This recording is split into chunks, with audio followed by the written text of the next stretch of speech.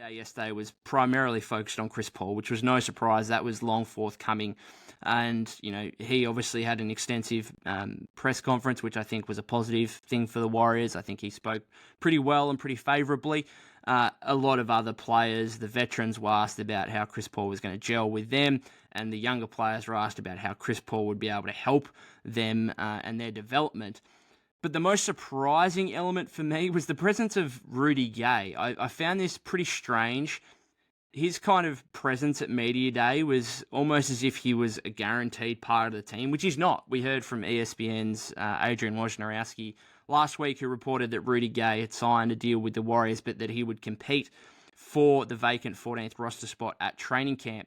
Well, he was donning James Wiseman's number 33 in photos. He was the only one of the players on the training camp deals to go up and have a press conference at Media Day.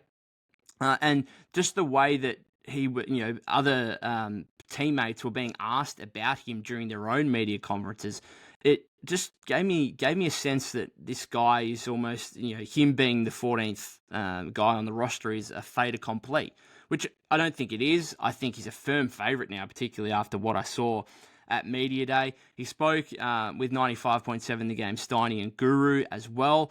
And he actually confirmed that he was given other offers from other teams, but that he felt different about, and that was his words, he felt different about this one with the Warriors, which also gives me an indication that I don't think he would have signed that deal with the Warriors unless there was some kind of confidence or security that he would indeed get the 14th roster spot. Now, obviously, he's got to go out there and showcase what he can do in training camp at the moment, come preseason, which obviously starts against the Lakers on Saturday. So he's still got some work to do to guarantee that.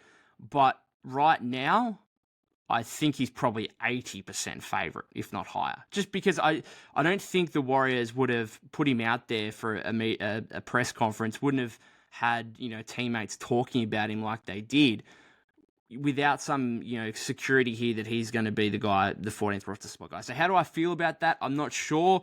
His year last season with the Jazz wasn't great. 5.9 points per game, I think it was. 38% shooting from the floor, 25% from three-point range. Now, maybe you think playing again, alongside other veterans, star-level players like Steph and Clay, Chris Paul as a playmaker, maybe his efficiency scoring-wise can take a major leap from what we saw last season. But he's also 37 years of age. And this is continuing the Warriors' mentality of a win-now approach and taking guys that, quite frankly, are old. Chris Paul is 38. Rudy Gay is 37. They looked at Dwight Howard, who's 37. So it's interesting. I don't hate it, particularly against some of the other training camp guys with training camp deals, which includes Javen Johnson, Donovan Williams, Rodney Magruder as well. Rudy Gay is a lot more experienced, a lot more high profile than those guys. But again, at 37, how much of an impact can he have for the Warriors? I wrote about when he was first linked, or when he first became available as a free agent after getting bought out or waived, whichever he was. I did write about, and talk about, I just don't want him to come in and take, minutes off JK. Because I think JK is a much more impactful player now, and obviously he's got the upside that Rudy Gay doesn't have as a 37-year-old. So I'm just wary about that, and I'm wary about Steve Kerr leaning too much into experience and giving minutes to Rudy Gay when he could otherwise be giving them to Jonathan Kuminga.